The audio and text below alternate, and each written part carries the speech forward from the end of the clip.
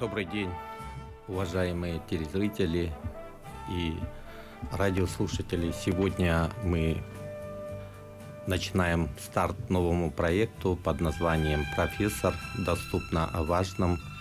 И мы эту передачу будем проводить благодаря поддержке министра инноваций Анатолия Семенова и директора НВК САХА Олега Маркова.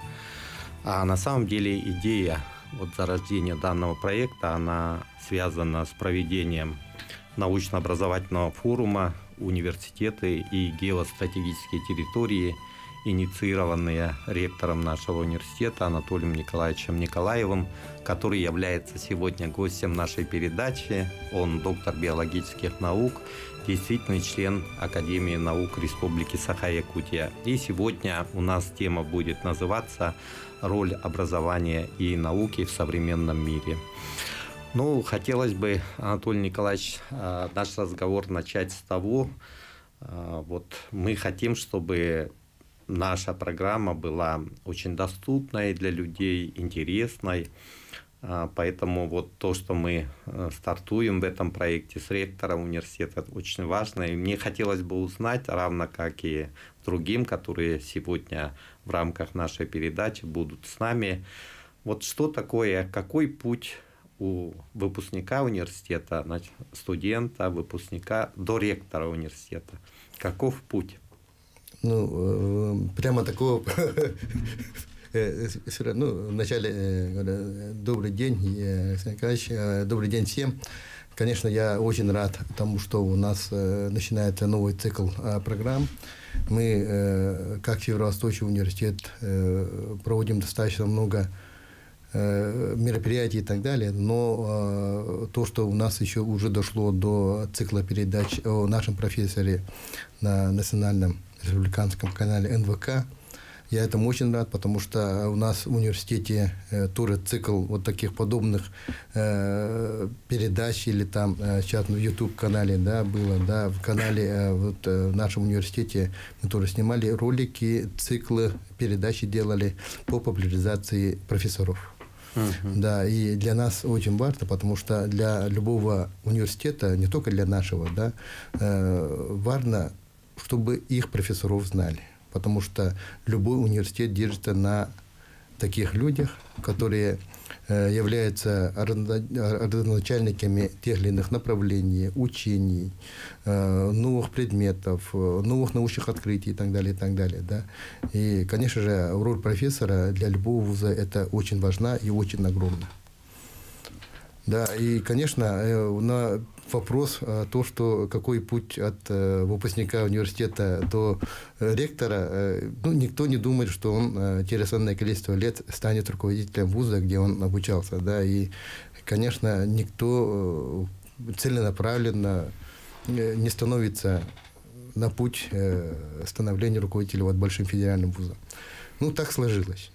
Да, потому что, может быть, так должно было случиться, да, потому что если ты ставишь маленькие цели, потом на основе маленьких побед делаешь цели чуть-чуть большие, достигаешь чуть больше побед, потом на этом этапе тебя замечают, да, и потом начинают тебе давать те или иные, поручения не скажу, но доверять те или иные ответственности.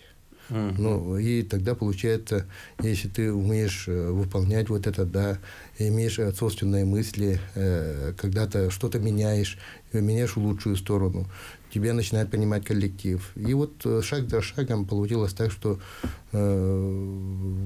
как-то стал сюда проректором, да, Евгения мне доверила.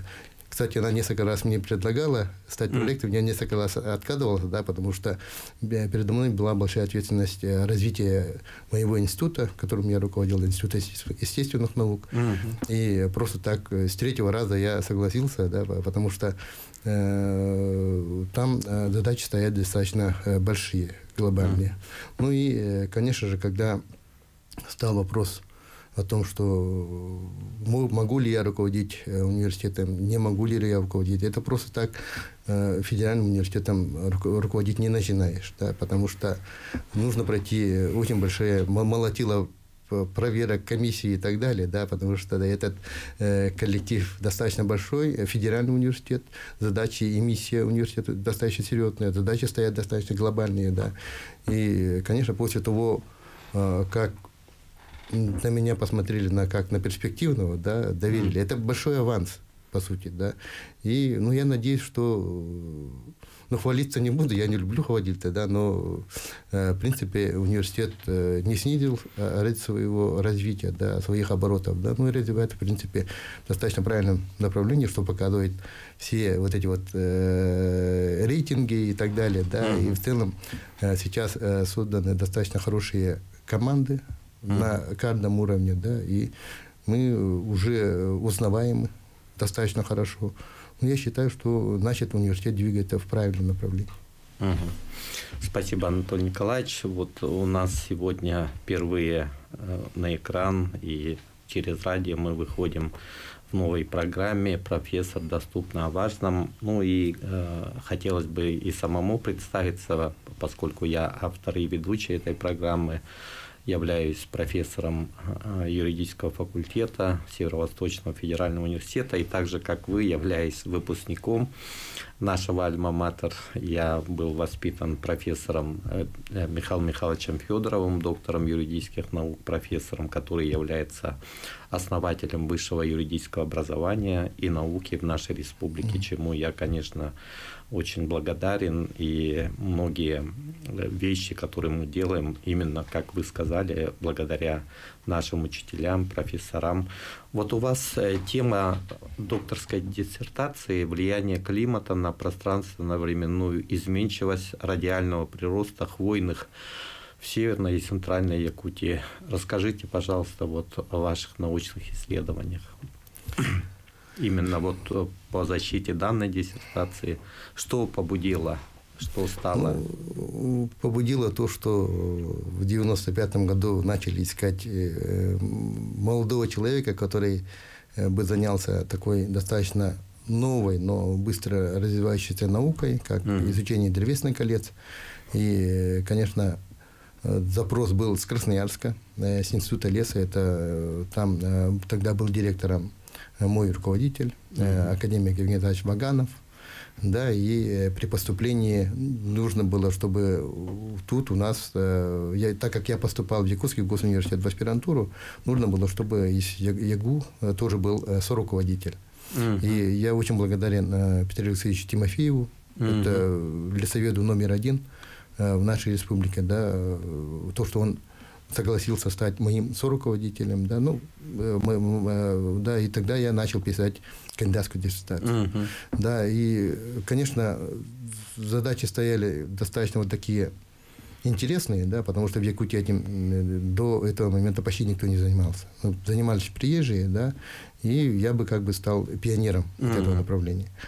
Да, после защиты кандидатской, да, у меня были такие вот эйфории, амбиции, да, вот сейчас я вот центральную и северную как бы сравнил, сейчас на всю Якутию сделаю, и вот тебе докторская, да, оказалось, когда прозрение проходит, через полгода пришло, да, оказалось, это просто-напросто увеличение территории, пространства, это не значит, что это докторская.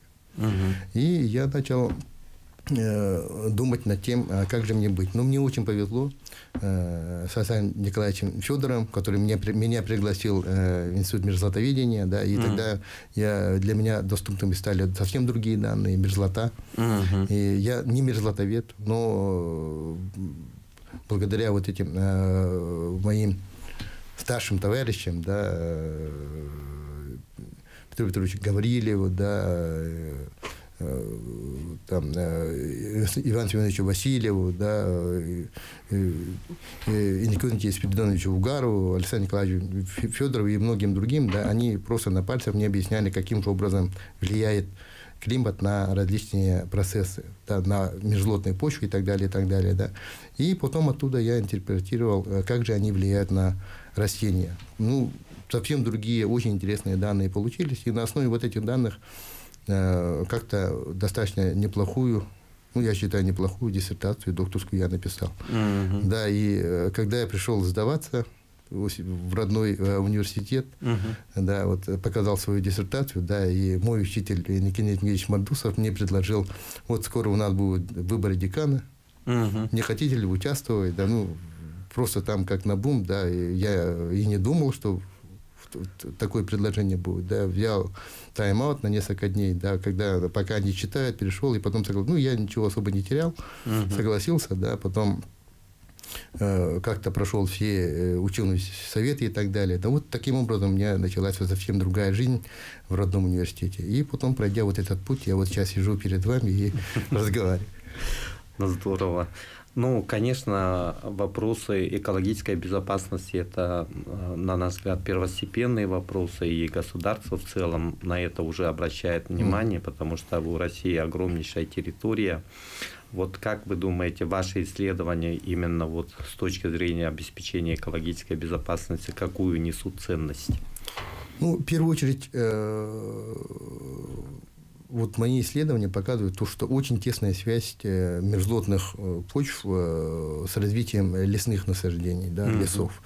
Да, это все зависит от того, какие почвы и какие мерзлотные условия, от этого зависит, какие типы лесов. И потом даже не типы лесов, да, и не просто там почвенные условия, да, но и типы ландшафтов.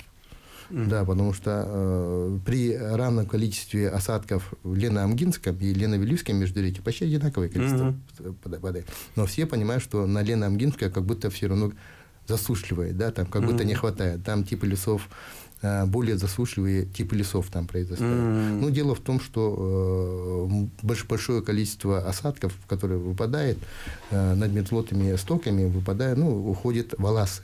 А там, где Лено-Вилюйское междуречье, да, получается, что там между Аласами достаточно большие расстояния и большое количество остается внутри лесов. И поэтому получается совсем другая гидрологическая или там условия влажности почв. И, конечно, это же очень значительно влияет на состав лесов. Да. То же самое касается и реакции после пожарной реакции. Конечно, да, это вот актуально в последнее время. Да, это тоже очень важно. По-разному реагируют. Да, и это очень показывает то, что леса – это один из индикаторов исследования климата, палеоклимата, может быть, даже интерпретация чуть-чуть вперед. Так что достаточно хорошая тема, можно и дальше развивать, да, но в связи с тем, что я сейчас занимаюсь больше административной, да, я чуть-чуть как бы ослабил исследования в этом направлении, но все равно… актуальность есть, конечно. Актуальность есть, да. После небольшого перерыва мы продолжим наш разговор. Будьте с нами. Я думаю, что наш разговор, он действительно очень интересный и важный.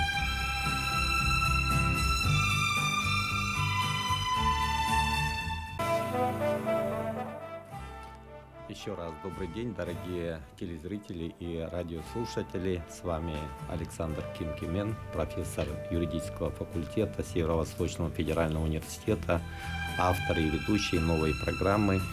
И у нас в гостях ректор Северо-Восточного федерального университета Анатолий Николаевич Николаев. Анатолий Николаевич, ну, конечно же, образование и наука – это, будем говорить, первая и вторая миссия университета вообще. Но вот современные университеты, в том числе и лидер среди федеральных университетов страны, Северо-Восточный федеральный университет имени Максима Кировича Амосова, расширяет границы образовательных, научных проектов, включается и в третью миссию университета. В этом свете, как, на ваш взгляд, каким должен быть современный профессор в системе высшего образования? Какую роль вы видите профессоров именно в реализации третьей миссии, поскольку, как мы говорили в начале, вот прошло 2 научно-образовательных форума, вот университеты и геостратегические территории, где большое внимание к форуму проявили и Министерство иностранных дел, и Министерство науки и высшего образования. Вот ваше видение. Ну, в целом, профессор – это человек, к которому тянутся, да, на котором держится многие направления. Да, конечно, у нас профессоров достаточно много в университете, да, и это показывает то, что у нас уже 5 лет назад мы уже провели первый профессорский форум, да, у нас работают коллеги профессоров, достаточно эффективно работает, да. Ну и нет единого лекала, тот какой должен быть профессор, да. Один профессор это очень силен в науке, и, конечно, у него целый шлейф учеников, на котором тянется вот научные исследования. Например, можно взять профессора Василия Ивановича Васильева, да, который сейчас каждый год по несколько защит кандидатских делает. Да. Плодовитый. Да, тем более в такой сфере, как математика. Есть профессор Соломонов, который больше времени сейчас проводит со школьниками.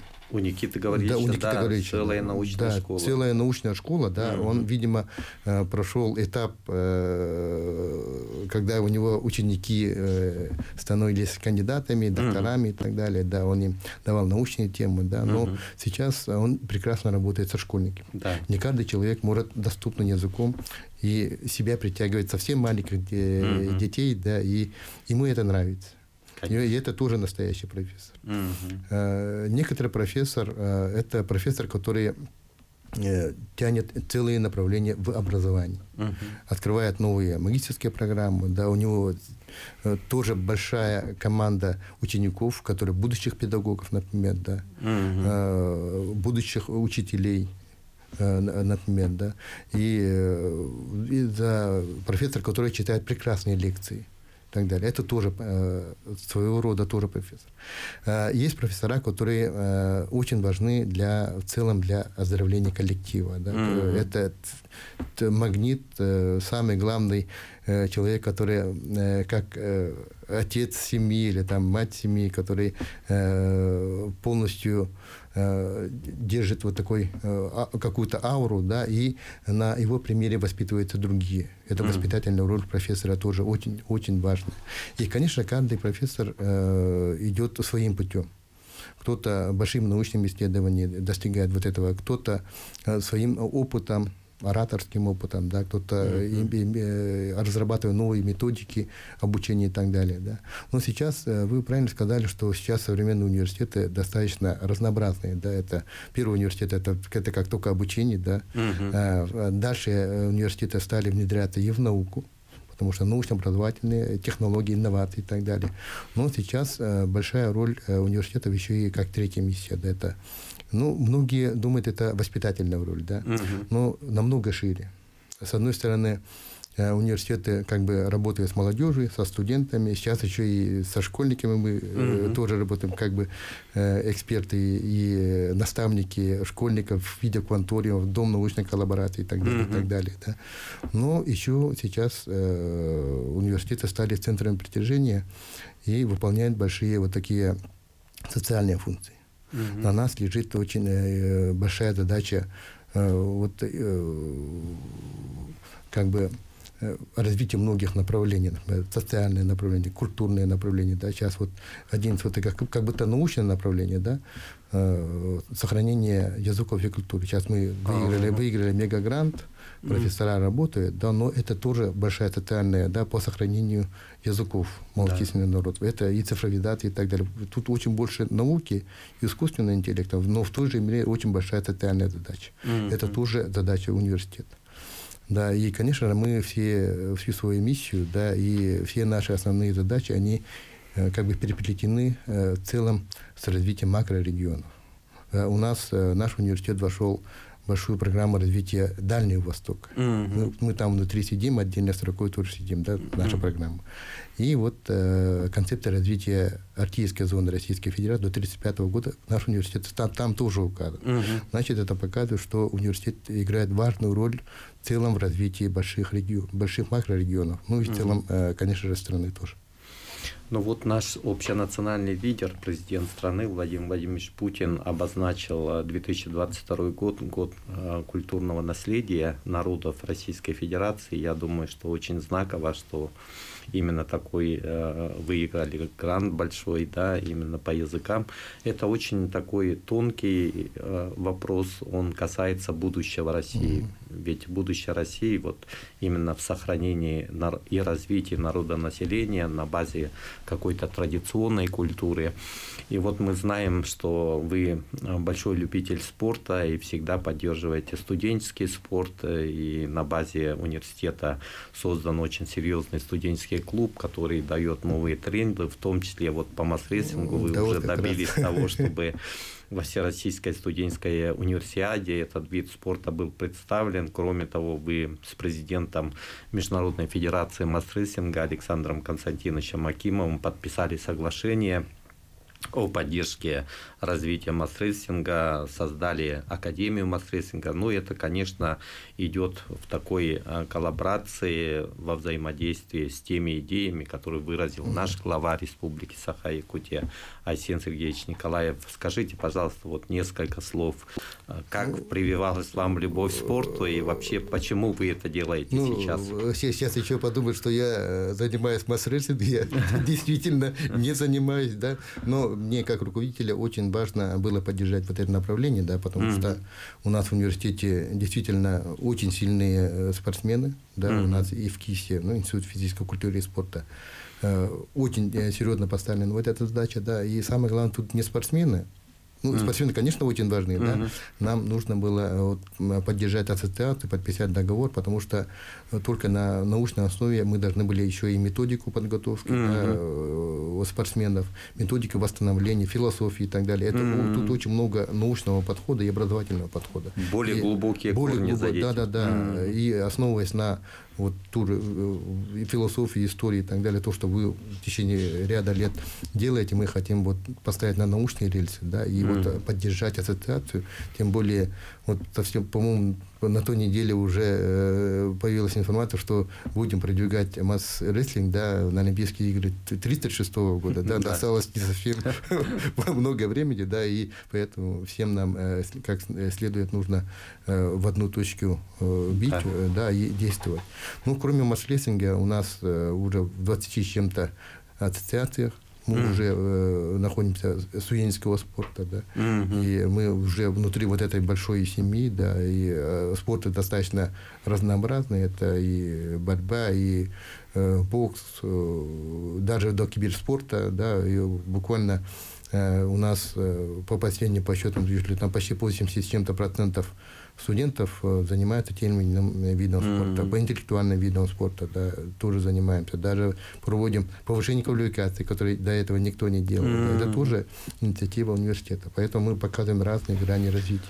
Ну и потом это же физическое и патриотическое воспитание студенческой молодежи. Тем более вот в нынешних временах мы должны понимать, что студент должен быть здоров. И в последующем он должен быть действительно человеком, который пропагандирует ценности нашей Родины, как патриотизм, любовь, отстаивание интересов.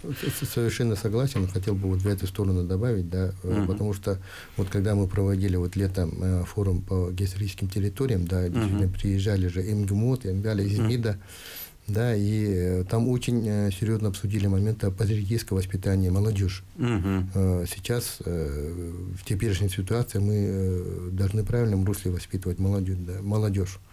И скоро, анонсирую, да, скоро мы сейчас уже начали делать ремонт, авторский там дизайн и так далее, да, на историческом факультете скоро откроем дискуссионный клуб для молодежи, да, на котором будут различные мероприятия проводиться на актуальные темы. Это и политические темы, на исторические темы, и наши коллеги, и вот из общественных организаций, сенаторы и так далее готовы обсуждать с нашими студентами на вот такие достаточно серьезные моменты. И тем более вот когда страна консолидируется и поддерживает нашего президента, наших воинов, когда идет вот большая операция, да, освобождение нашего братского народа, я вот это тоже много раз говорю, да. Конечно, это очень, очень важно.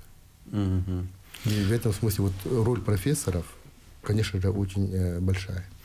Ну да, вот уже 4 года, как я провожу занятия в рамках студенческой дискуссионной площадки ProLife, и мы как раз-таки вот говорим на разные темы.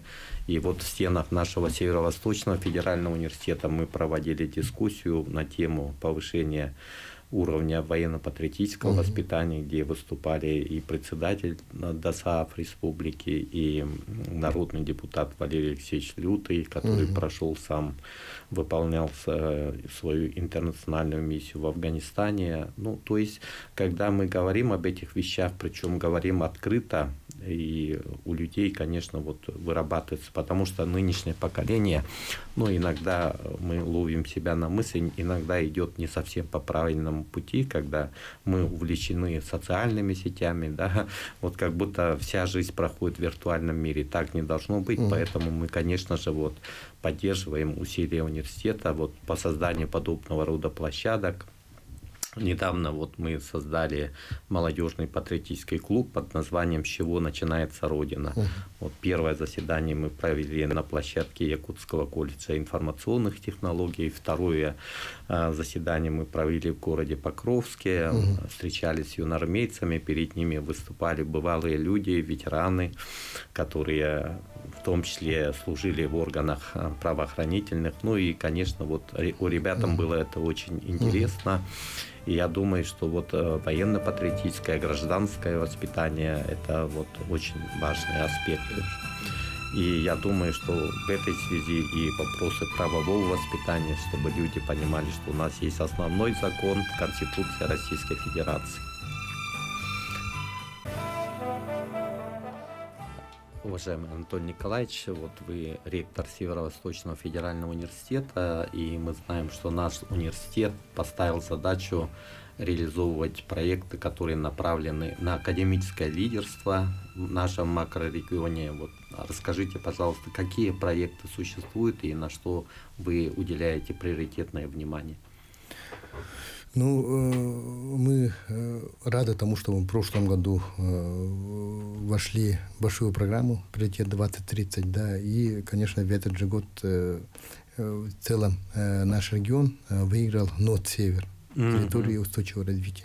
И в рамках вот этих больших проектов, конечно же, университет один из основных исполнителей, вот НОТ «Север», да, ну и «Приоритет 2030», конечно же, он ориентирован не просто там на развитие университета такового, да, но и в большей степени направлен на трансформацию университетов, на выполнение основной миссии. А основная миссия университета – это же, конечно, работа на макрорегион, ну, как федеральный университет. И в этом плане в прошлом году, когда мы ставили основные задачи, мы поставили на то, что это мерзлота, цифровизация и так далее, да. А в этом году, когда в течение одного года мы пересмотрели свои стратегические проекты, да, и в этом году мы поставили 3 стратегических проекта.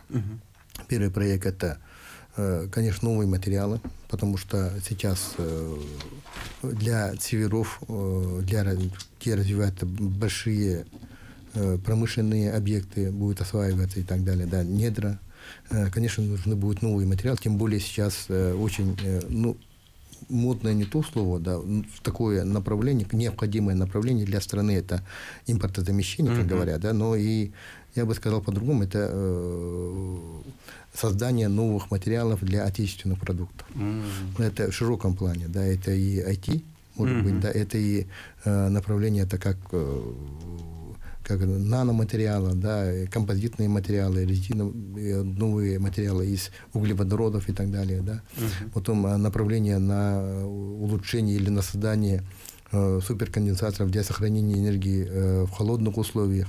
Ну, вот такое, строительные материалы и так далее, да. Второй большой блок – это живые системы, мы так назвали, да. Живые системы – это как медицина, здоровье человека, биотехнологии и так далее, и так далее. Ну и третий же, конечно, мы чуть-чуть маленький блок, но очень важный для нас блок – это вот сохранение языков и культур. Это мы видим в этом свою уникальность нашего университета, да, мало университетов вот именно вот этими задачами занимает. И, конечно, все это, конечно, пронизывается на решение больших макроэкономических, социальных задач для всего Северо-Востока. Вот мы вот такие задачи поставили перед университетом. Ну, вот вы очень активно сотрудничаете с Российским профессорским собранием во главе с Гриб Владиславом Валерьевичем. Ну, и у нас вот региональное отделение во главе с Даримой Гармаевой вот, активно. Вот вы про коллегию профессоров университета тоже упомянули в начале нашей беседы.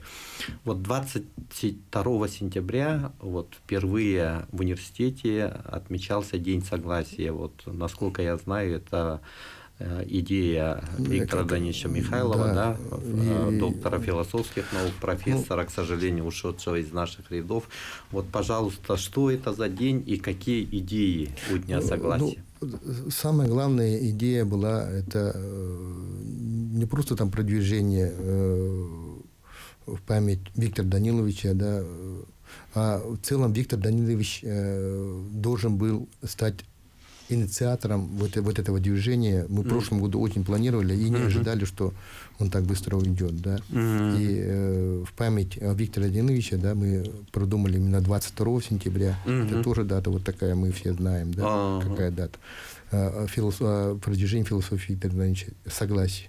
Согласие – это консолидация вот, и всех наш как сообщество, да. Это как Виктор Данилович тоже, ну я, может быть, не один в один скажу, да, это понимание своих противников, да, и нахождение правильного решения. Что-то подобное он сказал, да. И вот это мероприятие, это целый ряд мероприятий внутри университета. Это каждое УЧП, учебное подразделение вот это проводил, да, это ознакомление с университетом, ознакомление с философией университета, ознакомление вообще основных ценностей университета, принципов университета, да, это вот первый вот такой вход в университет. То есть, конечно, конечно, какое-то одухотворение университета как целого такого организма большого, имеющего свой путь, свою философию, свои мысли, свои ценности. Образно говоря, да. Мой, твой, наш университет. Да, то есть объединяющее начало на основе согласия. На основе согласия. Это будет ежегодным. Да. А, конечно, про профессорское собрание мы одни из активных членов Всероссийского профессорского собрания. Да, и Глеб тоже несколько раз к нам приезжал, да, и буквально в ноябре тоже будет следующее собрание, да, и ежегодно мы очень активно выступаем, я 2 раза на пленарке выступал, но в этот раз на пленарке как-то каждый год как-то неохота, да, поэтому выступили на секции как раз по педагогике, хочу вот наши идеи про подготовку учителей, ну, современных педагогов и так далее туда выделить, да, и многие идеи наши были поддержаны профессорским собранием, да, вот та же идея, которая Золотой фонд «Наш профессор», тоже идея была поддержана, да, я несколько раз тоже вот на НВК или там тоже рассказывал об этом, да, и очень рада тому, что вот профессора откликают вот на это, да, и вот этот фонд мы ежегодно пополняем, да, и очень рад тому, что мы в Якутии не одни, да, и из почти 180 вот профессоров, да, где-то 80% это костяк наш университет, да, а остальные члены вот этого профессорского собрания нашего, да, это вот другие вузы. Да, конечно. Да, и очень рад тому, что у нас вот такое движение есть. Ну вот я тоже имел честь выступить на пленарном заседании первого форума вот, профессорского собрания, и я говорил о том, что роль профессора заключается не только в том, что он, стоя на кафедре, вещает на всю аудиторию какую-то тему, да, которую он занимается, он еще должен выполнять и воспитательные функции. Поэтому студенчество – это молодые люди, которым свойственно и ошибаться, и поэтому мы, как профессора, должны их направлять. Антон Николаевич, вы являетесь действительным членом Академии наук, избраны в этом году. Я вас с этим поздравляю. Это высокий статус, ну и, конечно, большая ответственность. Вот какие научные передовые исследования ведутся учеными Северо-Восточного федерального университета? Пожалуйста. Ну, я могу сказать не как академик вот, Якутской академии, Республики Саха-Якутия, да, а вообще в целом как руководитель федерального вуза, да, у нас, мы классический университет, да, у нас направление достаточно широкого плана. Везде, когда я начинаю рассказывать, что мы ищем ДНК мамонта, да, чтобы возродить, да, это мы, по-моему, единственный вуз в России, кто вот этим занимается. У нас достаточно сильные генетики, медики, химики, технологи, да. У нас очень сильная команда филологов, да, очень сильная команда, которая занимается культурой северных народов. Да. У нас сильные инженеры.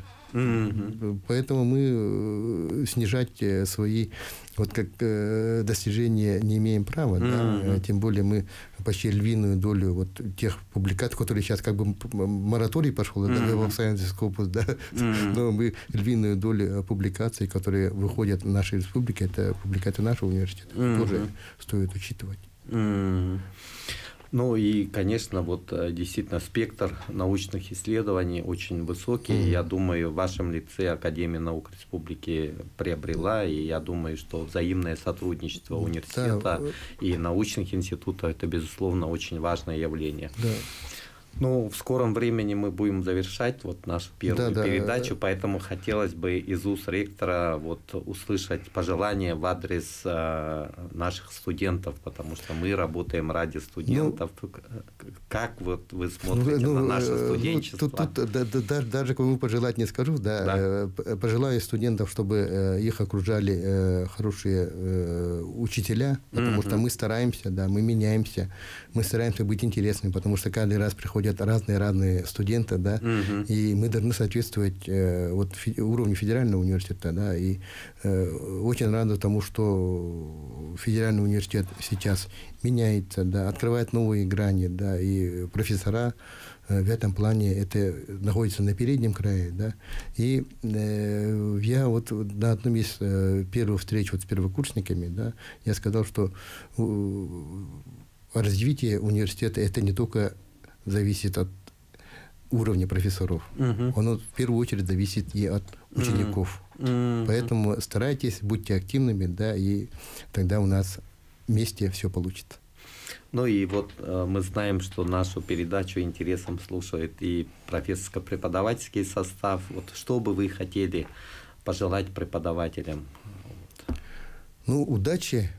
Самое главное, хороших идей. Будут идеи, будут хорошие ученики, будут хорошие проекты, будет хорошая работа, и университет будет развиваться. Ну, конечно, это большое достояние, как говорил Георгий Прокопьевич Башарин, университет – это лучшее достояние в истории Якутской республики. И я под занавес нашей передачи хотел бы поблагодарить вас за то, что вы приняли личное участие в старте нашего нового проекта «Профессор доступно о важном», и мы постараемся в рамках наших передач раскрыть потенциал якутских профессоров. Как вы сказали, вы как председатель Союза ректоров, конечно же, многое делаете для объединения высшей школы у нас в республике. Мы будем приглашать профессоров и других вузов, которые находятся и функционируют на территории нашей республики. Я надеюсь, что данная передача, она будет интересна для якутян, и мы все будем делать все возможное для дальнейшего развития нашей родной республики. Спасибо. Ну и в этом году 85 лет Михаилу Ефимовичу Николаеву, он тоже очень многое сделал. Ждем, кстати, у нас раз в 5 лет у нас проводят очень хорошие лекции, да, и очень с нетерпением ждем, что в культурном центре очередные лекции нашего первого президента. Спасибо.